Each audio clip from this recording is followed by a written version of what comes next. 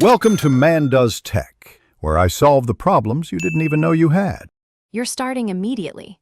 Close Lightroom Classic and find the catalog file, LRCat. Make sure the photo folder's Lightroom references are accessible so the backup includes links, not broken paths. Choose where to copy the catalog, an external drive, NAS, or cloud, because redundancy matters.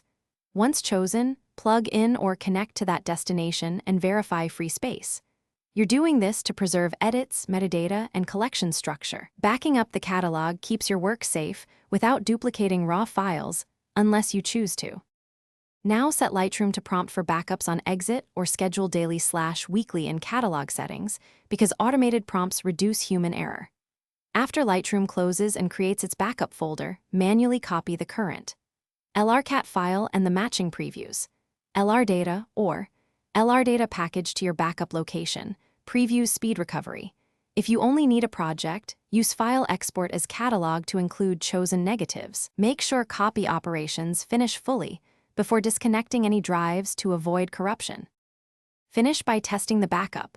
Open the copied LRCat from the backup location to confirm it launches and shows recent edits, which proves integrity.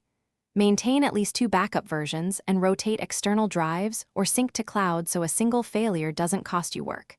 Regularly check file dates or use checksums to detect silent corruption.